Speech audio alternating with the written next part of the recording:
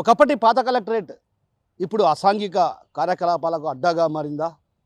So ఇక్కడ ఉన్నటువంటి పరిస్థితులను బట్టి చూస్తే మాత్రం అసాంఘిక కార్యక్రమాలకే కాదు, అటు ఒక రకంగా జిఎస్ఎల్ మెడికల్ ఇన్స్టిట్యూషన్స్ మరియు కిమ్యూ ఇంటర్నేషనల్ యూనివర్సిటీ భాగస్వామ్యంతో ఇండియన్ అలైన్డ్ ఎంబీబీఎస్ కోర్స్ అడ్మిషన్లు అందిస్తోంది నియో. మందు ప్రియులకు కూడా ఇదొక వేదికగా మారిందన్నటువంటి భావన సర్వత్రా వినిపిస్తున్నది. ప్రస్తుతం మనం పాత కలెక్టరేట్లో ఉన్నాం.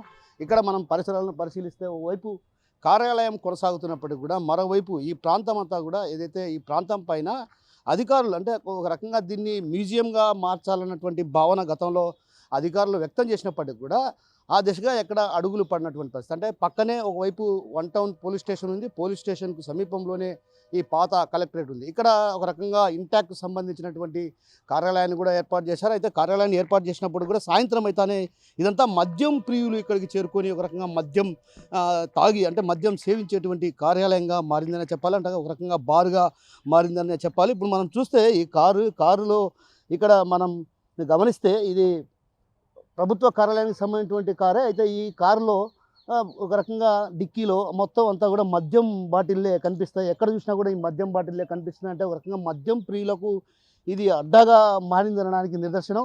అయితే ప్రభుత్వ అధికారులు కూడా ఏదైతే తమ వాహనాలను అంటే ఒక రకంగా వీటిని వేలంపాట నిర్వహించని కారణంగా కూడా ఒక రకంగా ఇక్కడ మద్యం ప్రియులు ఇక్కడ కూర్చొని మద్యం సేవించేందుకు వీలుగా ఉన్నటువంటి పరిస్థితి. మరోవైపు ఈ వాహనాలు కూడా అటు పూర్తి స్థాయిలో తుప్పు పెట్టినటువంటి పరిస్థితి కనిపిస్తుంది. మనం చూస్తే ఎక్కడ చూసినా కూడా అటు పలు రకాల మద్యం బాటిళ్లతో పాటు బీర్ బాటిళ్ళు కనిపిస్తున్నాయంటే ఇది ఒక రకంగా ఇది పాత కలెక్టరేట్ ఒక రకంగా మద్యం ప్రియులకు ఒక రకంగా మద్యం ప్రియులకు అంటే బారులాగా మారిందనే చెప్పాలి. ఒక రకంగా ఇక్కడ ఈ ప్రాంతం అంతా కూడా చెత్త చెదాలతో నిండుకున్నటువంటి పరిస్థితి. పాత కలెక్టరేట్ అంటే ఒకప్పుడు నిత్యం ఇక్కడికి ప్రజలు ఏదైతే ప్రజా సేవ కోసం అంటే ప్రజలు తమ సమస్యలను వివరించి పరిష్కరించేందుకు ఇది కార్యాలయానికి వచ్చేవారు. కానీ ఈ కార్యాలయానికి ఇప్పుడు ప్రస్తుతం ఇది మద్యం ప్రియులకు అడ్డాగా మారిందనే చెప్పాలి. అదేవిధంగా అసాంఘిక కార్యక్రమాలకు కూడా ఇది ఒక రకంగా వేదికగా మారిందన్నటువంటి భావన కూడా సర్వత్రా వినిపిస్తున్న పరిస్థితి. మనం చూస్తే ప్రధానంగా ఇక్కడ ఈ ప్రాంతం అంతా కూడా ఎటువైపు చూసినా కూడా మద్యం బాటిళ్ళు కనిపిస్తున్నాయంటే ఒక రకంగా పాత కలెక్టరేట్ ఏదైతే గతంలో వైఎస్ రాజశేఖర రెడ్డి హయాంలో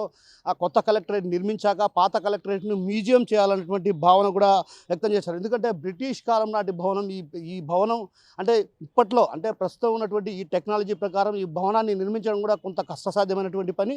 ఆ నేపథ్యంలోనే ఈ భవనాన్ని ఒక రకంగా మ్యూజియంగా ఉంచి ఏదైతే భావితరాల పిల్లలకు ఇది చూపించాలి, ఏదైతే బ్రిటిష్ కాలం నాటి ఒక రకంగా ఈ కార్యాలయం ఏదైతే ఈ బ్రిటిష్ కాలం నాటి ఉన్నటువంటి ఈ భవనాన్ని భావితరాల పిల్లలకు కూడా చూపించాలన్నటువంటి ఉద్దేశంతో ఆ ప్రభుత్వం చొరవ తీసుకుంటే ఆ దిశగా ఎక్కడ అడుగులు పడని పరిస్థితి. అయితే ఈ క్రమంలో ఒకసారిగా ఇక్కడ ఇంటాక్ట్ కావచ్చు, అదేవిధంగా కొన్ని ఏదైతే కార్యాలయాలను మాత్రం ఏర్పాటు చేశారో ఆ ఏర్పాటు చేసినటువంటి క్రమంలో కూడా వీళ్ళంతా కూడా ఉదయం నుంచి మధ్యాహ్నం వరకే విధులు నిర్వహించి ఆ తర్వాత వెనుదిరిగి వెళ్ళేటువంటి పరిస్థితి కనిపిస్తున్నటువంటి నేపథ్యం కాబట్టి ఒక్కసారిగా ఇది మద్యం ప్రియులకు ఇది ఒక రకంగా వేదికగా మారిందని చెప్పాలి. ఎందుకంటే మద్యం ప్రియులు సాయంత్రం అయితేనే ఇక్కడికి వచ్చి ఇక్కడ మద్యం సేవించి ఇక్కడ ఉన్నటువంటి ప్రాంతాన్ని అంతా కూడా ఒక రకంగా అదేదే మద్యం బాటిళ్లతో తారసపడుతున్నటువంటి పరిస్థితి కనిపిస్తుంది. అయితే ఈ విషయంలో ఏదైతే ప్రధానంగా పాత కలెక్టరేట్ అదేవిధంగా ప్రభుత్వ భవనాలలో ఏదైనా రిపేర్లు చేయించి ఇప్పటికే కొన్ని అద్దె భవనాల్లో కొనసాగుతున్నటువంటి పరిస్థితి, ప్రభుత్వ కార్యాలయాలు కావచ్చు ఇతరత్ర కార్యాలయాలు అద్దె భవనాల్లో కొనసాగుతున్నాయి. ఆ కార్యాలయాల్లో కొనసాగుతున్నటువంటి నేపథ్యం కాబట్టి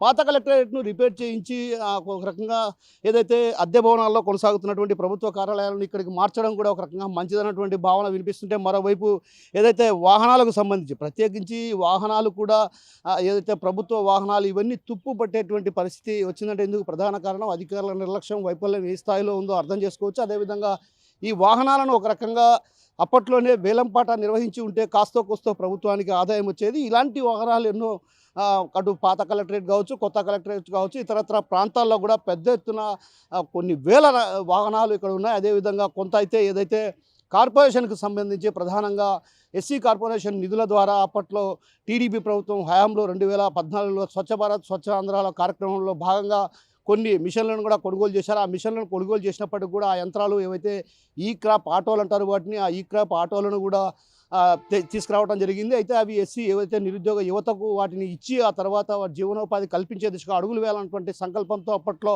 స్వచ్ఛ ఆంధ్రాలో భాగంగా ఈ ఏదైతే ఆటోలు ఈ క్రాప్ వాహనాలను కొనుగోలు చేయడం జరిగింది. ఆ వాహనాలు కూడా ఇప్పుడు ప్రస్తుతం మొన్నటి వరకు కొత్త కలెక్టరేట్లో ఉన్నటువంటి వాహనాలన్నింటినీ కూడా ఒక రకంగా అంటే ఊరి బయట ఎన్టీఆర్ ప్రాంగణం అంటారు, ఆ ప్రాంగణంలోకి మార్చడంతో ఒక్కసారిగా కూడా అక్కడ ఉన్నటువంటి వాహనాల్లో ఉన్నటువంటి విలువైన పరికరాలు మాయమైనటువంటి పరిస్థితి. అదేవిధంగా పరికరాలు కూడా పూర్తిగా తుప్పుపడినటువంటి పరిస్థితి. అంటే ఒక రకంగా వాహనాలు ఎందుకు పనికిరానటువంటి పరిస్థితికి చేరుకున్నాయి. అయితే ఈ క్రమంలోనే ఒక్కసారిగా ఆ వాహనాల కండిషన్ కూడా ఎలా ఉంది ఏంటన్నటువంటి విషయం పైన కూడా అటువైపు తొంగి చూసినటువంటి పాపాన పోలేదు. అదేవిధంగా అక్కడ ఉన్నటువంటి ఏదైతే ఆటోలు కావచ్చు, ట్రాక్టర్లు కావచ్చు, జేసీబీ చిన్న చిన్న యంత్రాలు కావచ్చు, వీటన్నిటికి సంబంధించినటువంటి బ్యాటరీలు కావచ్చు, విలువైనటువంటి పరికరాలు మాయమైనటువంటి పరిస్థితి. ఇందుకు ప్రధాన కారణం అధికారుల నిర్లక్ష్యం, అలసత్వం కారణంగానే ఇలాంటి పరిస్థితి వచ్చినటువంటి ఆరోపణలు వ్యక్తమవుతున్న నేపథ్యంలో దీనికి ఎవరు ఈ ఏదైతే అధికారుల అలసత్వానికి బాధ్యత వహించింది ఎవరు, అసలు ఆ వాహనాల్లో ఉన్నటువంటి పరికరాలు ఎలా మాయమయ్యాయి ఏంటన్నటువంటి విషయం పైన కూడా అటు ఆరా తీయాల్సినటువంటి అవసరం ఉంది. మరోవైపు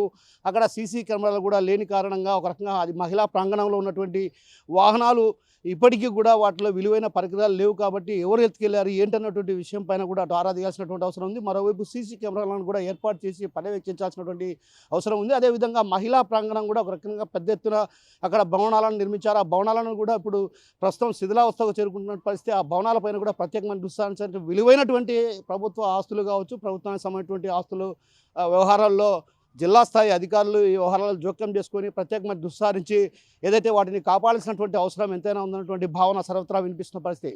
కెమెరా పర్సన్ రాముతో కిషోర్ RTV కడప నుంచి.